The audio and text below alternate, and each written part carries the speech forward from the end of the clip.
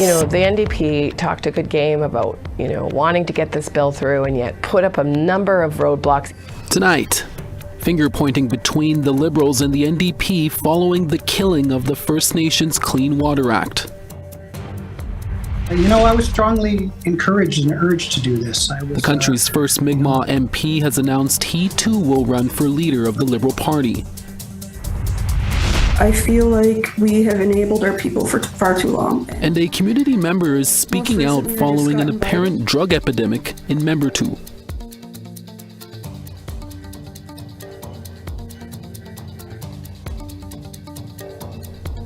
Good evening. Welcome to APTN National News. I'm Chris Nachkite. Thank you for joining us. The Liberals and the NDP are both blaming each other for killing Bill C-61, the First Nations Clean Water Act. This is the legislation that is supposed to affirm the inherent right of all First Nations to clean and safe drinking water. APTN's Fraser Needham has tonight's lead story. With the Liberal government's decision to prorogue the House of Commons last week, a number of bills died before becoming laws, including the First Nations Clean Water Act. But in an interview last week on APTN's Nation to Nation, Indigenous Services Minister Patty Hajdu says it never had to come to this in the first place. The NDP talked a good game about, wanting to get this bill through and yet put up a number of roadblocks even after the AFN and other partners appealed with them to speed up the process. But the NDP's Laurie Idloat says the Liberals are simply not being honest about the legislation. She says First Nations were not properly consulted on Bill C-61 before it was drafted, and it was the party's responsibility to make sure these voices were heard. It was the NDP that was ensuring that First Nations voices were being heard by giving them as much time as we could to share their testimony, and as well as tabling amendments that they had submitted. I submitted about 80 amendments from First Nations, and that to me is not slow walking. Idloat adds the NDP was willing to be flexible on the legislation and withdrew certain amendments in committee after the Assembly of First Nations asked it to do so. Hajdu says there is still a remote chance the legislation could be saved, that the NDP should reconsider its pledge to vote non-confidence in the government when Parliament resumes sitting at the end of March. But my hope is that when the Liberal leader is appointed and we come back to the House of Commons, that the NDP will realize that bringing down the House of Commons is going to deeply hurt First Nations. And maybe there'll be a path forward to bring that bill back to the House of Commons. I know our government would certainly support that. But Idloat says Liberals have passed the point of no return, and there is virtually no chance of this happening. I think they just became so desperate to cover up their failures, and they don't deserve another chance. In order for Bill C-61 to be resurrected, opposition parties would have to agree to a motion to resume debate on the legislation where it had been left off prior to prorogation. Fraser Needham, APTN National News, Ottawa. Nova Scotia MP Jaime Battiste has announced he will be running to be the next leader of the Liberal Party, following the resignation of Prime Minister Justin Trudeau just 1 week ago. In 2019, Battiste made history as the first elected Mi'kmaq MP, and he now wants to make history again as the first Indigenous Prime Minister. Jaime Battiste joins us now from Sydney, Nova Scotia. Jaime, thank you so much for speaking with us today. My first question is, we hear that you have announced that you are running for the leader of the Liberal Party following Prime Minister Justin Trudeau's resignation. Can you tell us what made you make the decision to run? Wala in Kristen, and they'll be buying in Jigu and and Delaware. Thank you, Kristen. I figured the first words out of my mouth should be in Mi'kmaq in this because this is APTN and I'm a Mi'kmaq speaker.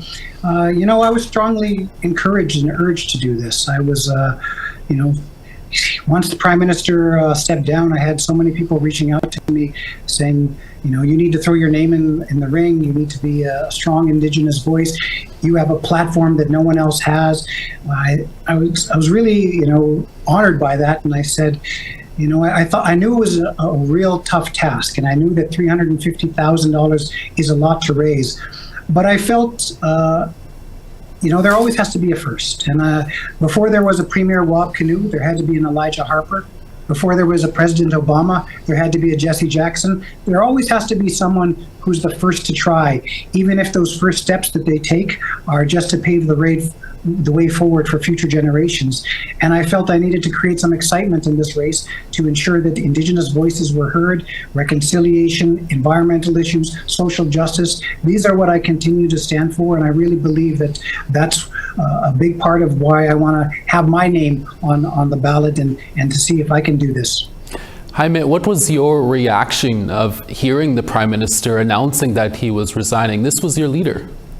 Yeah, I was sad. I thought, and I said this on APTN, I thought that this Prime Minister will go down in history as probably the best for Indigenous issues. Whenever I spoke to him on Indigenous issues, I really felt he cared. You know, we had the first ever Supreme Court Justice. We have the first ever Indigenous Governor General. We have the first ever Indigenous Language Commissioner. You know, we have so many historic firsts for Indigenous people because of him. And, you know, I think that the work he did to advance Indigenous legislation, to advance a national day for truth and reconciliation, I was quite sad when he decided to step down, but I also knew it was an opportunity for other leaders to have their voices heard. And I really felt that, you know, I had other people in mind for this. I didn't think that I was going to do this. I went to Ottawa last week, and I'm just troubled a little bit by the direction that I'm hearing. And I want to be that person who's on the ballot, who continues with the values of, you know, the national food program, dental care, pharmacare, affordable child care, and housing supports. I think that we need to move forward on that. I don't think that people were tired of our policies. I think they just got tired of the Prime Minister as a person, and that's unfortunate. You know, talking about some of those top priorities that you were just mentioning there, I also think about what Trump has been saying, you know, south of the border. Are you hoping to address that too, if you were to become the leader of the Liberal Party? Yeah, and you know, who knew that in order to make America great again, you needed to add 40 million kind and caring Canadians. So I think that we have to be serious about what Trump is saying. We have to ensure that you know, what we're doing is a good response. I think that we have a tremendous team in place with Dominic LeBlanc and Melanie Joly to address those in the short term. But also, as you know, there are treaties in Canada. There are treaties in the United States, and some of these tariffs are inconsistent with the treaties that we've signed with the President of the United States. And as someone who's Mi'kmaq, the first treaty that the United States signed in 1776 was with the Mi'kmaq Nation, the Watertown Treaty. And so I understand what the Trump administration is trying to do in terms of doing what they can to negotiate better terms, but they have to understand that they have constitutional responsibilities, as does Canada, and really the age of imperialism is over. So we need to respect Indigenous rights across Canada and North America when we're talking about the future of both of our great countries. Well, Jaime, we'll have to leave it there. Thank you for speaking with us, and definitely stay in touch. Thank you for having me. Balanin. Miigwech. As Battiste announces he will run for Liberal Party leader, two more high-profile potential candidates have bowed out of the running to replace Justin Trudeau. Labour Minister Stephen McKinnon and Transport Minister Anita Anand have both announced that they are not making a run for the party's top job. Former Bank of Canada Governor Mark Carney is expected to launch his bid to replace Prime Minister Justin Trudeau later this week. And we're also holding our breath for Industry Minister François-Philippe Champagne, who plans to reveal his decision to run tomorrow. Sources say Champagne is expected to share his decision during a talk at the Canadian Club in Toronto. Former Finance Minister Chrystia Freeland is also expected to run, but has not made an announcement just yet. And let's not forget former BC Premier Christy Clark, who also threw her name in the hat.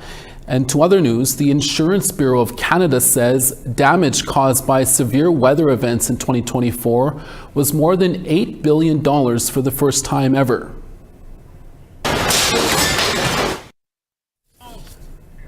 The Calgary hailstorm last August topped the list at $3 billion, causing large amounts of damage to homes and cars, while the Jasper wildfires left over $1 billion in destruction. Flood damage was the issue in Quebec, where the remnants of Hurricane Debbie did $2.7 million in damages there. There were also 2 rounds of flooding last summer in the Toronto area. All that water damage more than totaled $1 billion. Meanwhile, a new consumer debt report shows half of Canadians are just $200 or less away from being able to cover their monthly bills and debt payments.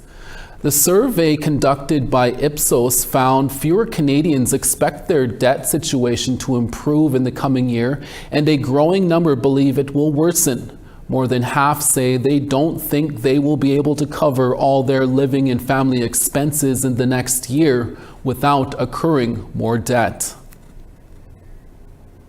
We're always looking for your feedback or story ideas. Here's how you can continue the conversation with us. If you have a story you want to share, send us an email to news@aptn.ca. To read and watch our stories, you can go to www.aptnnews.ca. And you can also find us online on your favorite social media sites, including TikTok, LinkedIn, and X. And you can watch this newscast anywhere, anytime on YouTube. Follow APTN News to join the conversation and see our latest stories. A woman who helped kill an Inuk woman in 2014 is back behind bars after not following the rules.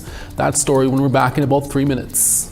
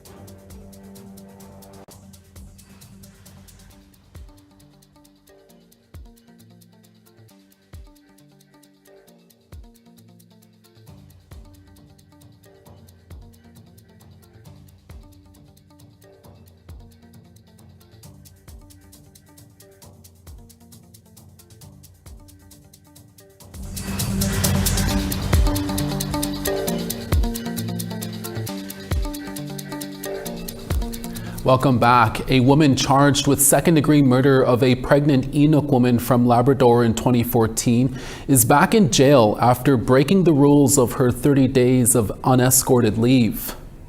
In a decision made last Friday, 39-year-old Victoria Leah Henneberry's unescorted temporary absences have been cancelled by the Parole Board of Canada after her ongoing erratic and bullying behavior and not following the rules when she leaves. On February 13, 2014, Henneberry, along with her boyfriend Blake Leggett, killed 26-year-old Loretta Saunders, a pregnant Enoch mother who was trying to collect the rent from them. At the time, Saunders was subletting a Halifax apartment to the couple. Henneberry and Leggett then fled and dumped Saunders' body in a hockey bag along the side of a highway in New Brunswick. Henneberry is serving her life sentence at a minimum security prison in Ontario. Just 5 days after his release from Headingley Correctional Centre, a high-risk offender in Winnipeg has been arrested. 52-year-old Marcel Hank Charlotte was arrested at the Millennium Library in downtown Winnipeg on Saturday afternoon after missing his curfew check. During Charlotte's arrest, Winnipeg police also found methamphetamine, which violates Charlotte's court-ordered conditions. The Winnipeg Police Service says Charlotte has had a lengthy and violent criminal history, including a manslaughter conviction in a 1991 killing of a 2-year-old child, for which he served a 6-year sentence. Charlotte has been charged with possession and 3 counts of failing to comply with his probation order. 2 people at a Winnipeg airport were arrested on 2 separate occasions after drugs were found before they got on their flights to northern Manitoba. On December 19, 32-year-old Kenneth Ross of God's Lake Narrows was arrested after authorities say he was carrying 49 grams of methamphetamine while attempting to board a flight to God's River. He was charged with possession for the purpose of trafficking and released for a future court date. Then on December 22nd, airport security says they found a package containing 67 grams of cocaine and 57 grams of methamphetamine in a package belonging to 30-year-old Tanya Okamau, who was also attempting to fly to God's River. She was charged with possession for the purpose of trafficking and released for a future court date. RCMP believe the drugs are worth $50,000 to $70,000. Tsuut'ina police in Alberta are asking for the public's help in finding the driver involved in a hit and run last Friday that sent 2 people to hospital in critical condition. The incident happened on the southwest side of Calgary at the Grey Eagle Casino located on Tsuut'ina Nation. Last Friday at around 8:40 p.m., this red Honda Accord was driving eastbound in the parking lot when it hit 2 pedestrians and then left. Police say the vehicle drove south toward 37th Street Southwest, and it may have had front end damage from the collision. The pair were taken to hospital where they were listed in critical but stable condition. Tsuut'ina police are asking anyone who has information about the vehicle or was a witness to come forward.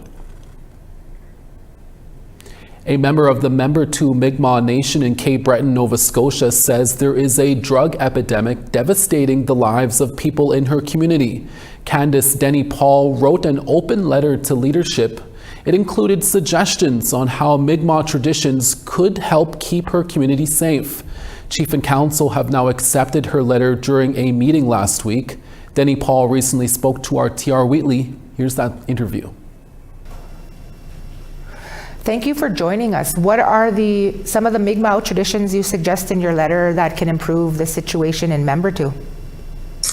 Some of the recommendations that I have pushed forth to my chief and council really stems back to Indigenous law and how Mi'kmaq communities band together to ensure that their communities were safe. And sometimes that included banishment. However, I don't want to see my people homeless. I have to reiterate that anytime that anybody can listen, because a lot of these issues that have been happening continue to happen because people are quiet.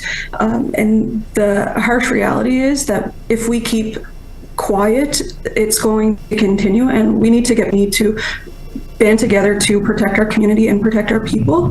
That includes the people who are going through addictions and violence. And by protecting them in means of finding them services, they're not going to go into services if they don't want to. So that's why the recommendations, as harsh as they may seem, that's where they come in, because it makes people uncomfortable. It started a dialogue, and that's about it. Yeah, you posted the open letter on social media. What has been the community's reaction? Oh my goodness, the reaction has been back and forth. There has been a lot of open dialogue, a lot of really positive conversations, and a lot of negative conversations. So it's more positive than negative, and I'm grateful for that. Any negative comments or messages that have been thrown in my direction, I just met with love, and that's where I'm coming from. I'm coming from a deep place of love and a deep caring for my people. Yeah, absolutely. That's a difficult place to be in sometimes. You know, last fall, Chief and Council informed the community that they're aware of the drug problem and are working with authorities. You know, why not wait until they come up with a solution? Because I feel if we remain stagnant, that letter, not mine, but the letter that was posted back in October, it gets hidden. A lot of people have seen it when it was first posted, but I in fact had to go back and search for it. This is the way that our leaders are communicating with the people. So why are we having to look for letters from our leadership? Why can't they be at the front lines talking to their people? Yeah, that's a really good question. You know, in more recent days, you made your feelings known. You know that, but has there been a response from leadership? Absolutely. Although it wasn't immediate, I have received individual responses from my leadership to just show their support. I know that there is not much that they can truly discuss openly. As a community member, I understand that. However, I want to continue this movement, and I want to work collaboratively with Chief and Council. And furthermore, I just want to all approach this with a Mi'kmaq mindset, and to stop with the enabling. I feel like we have enabled our people for far too long. And most recently, I just got invited to a Chief and Council meeting, so that is in the works. The conversation has started, and that was my goal, to start the conversation, have an open dialogue. And I feel now that I'm being heard, that I'm going to continue with this open dialogue. I'm going to hopefully host community engagement round circle discussions so we can discuss my letter. A lot of people are angry at my letter, but a lot of people appreciate my letter too. And I also want to continue the conversation on that level, because community members for community members first. Yes, this is definitely an issue that's going on across the country right now in many of our communities. Thank you for your time today, and thank you for stepping up for your community. Thank you so much. I really appreciate this opportunity to shine a light on my community, and I hope for further discussion. Thank you, TR. A letter to community members said Chief and Council are working with authorities to address the situation. Photo of the day and weather is up next. Stay with us. We're back in less than 3 minutes.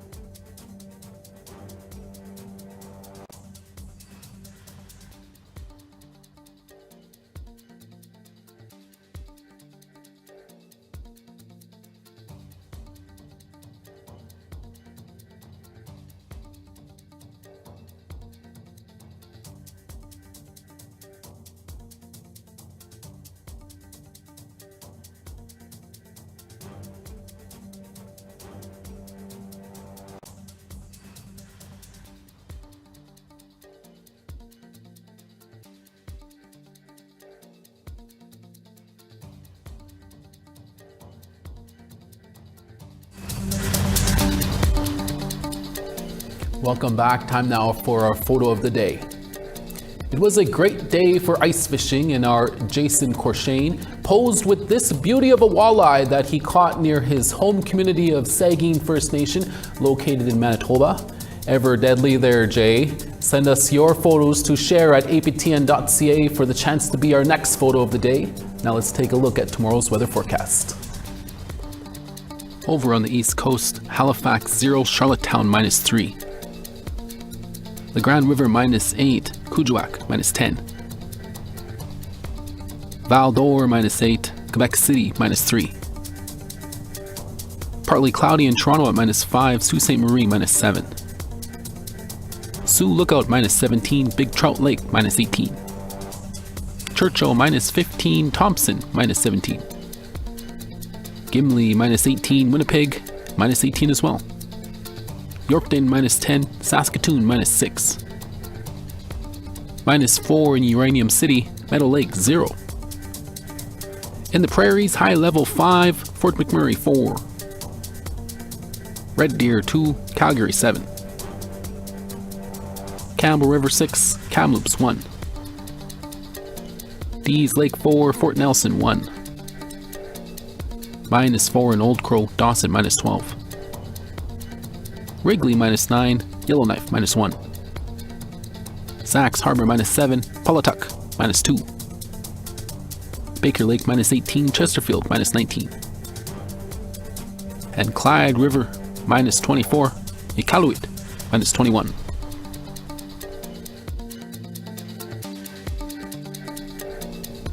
And that's all the time we have for this Monday, January 13th. Make sure to join us again for tomorrow's daytime newscast. From all of us at APTN National News, Miigwech, Masicho, hi hi, thank you for watching, and let's meet back here, same place, same time. Ekse.